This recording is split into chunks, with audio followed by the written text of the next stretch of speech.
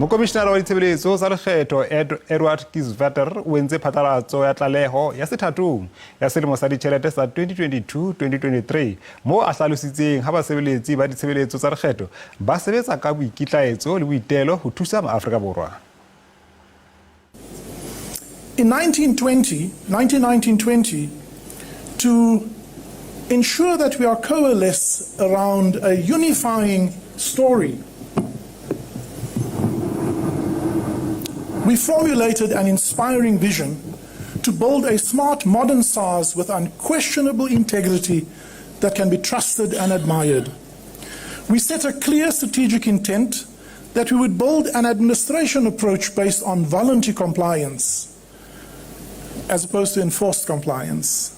Our strategic intent finds expression in 9 strategic objectives that guides how we give effect to the SARS mandate. In brief, these are to provide clarity and certainty to taxpayers in the fulfillment of their obligations. Secondly, to ensure that it is easy and in many instances seamless to fulfill the obligations.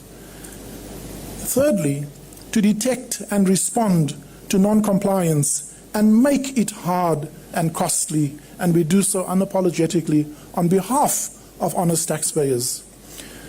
Fourthly, to enable the first 3, to develop our employees to be high-performing, diverse, agile, engaged, and involved, and to display the highest level of professional integrity. Then to increase and expand the use of data. We live in a world where we cannot do our work without data, artificial intelligence, and augmenting human effort with insights derived from that data. To build modern and streamlined technology systems that enables our work. To demonstrate resource stewardship. It is not our money we work with, and we remind ourselves every day, it is taxpayers' money, and therefore we commit to performance excellence. In terms of criminal syndicates, where taxpayers collude in syndicate form to defraud the fiscus, to conduct tax and economic crime, much of which has made the media in recent days. This year, 6.6 billion rand have been derived from 334 investigations. We've also profiled a further 212 cases and are conducting 495 inquiries, all of which, when concluded, should not only yield revenue, but hopefully also bring some of the perpetrators to book. The revenue recovered in assessments is 3.9 billion and another 3.9 billion of cash.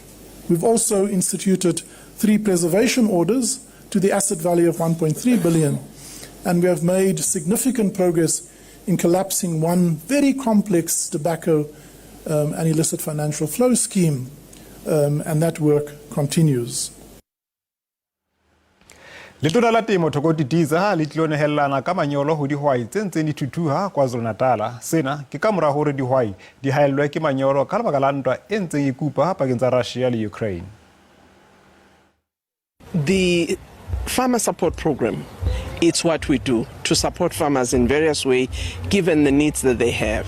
You will recall that as a result of the Russia-Ukraine conflict, there has been challenges with respect to fertilizer, agricultural chemicals, but also grains.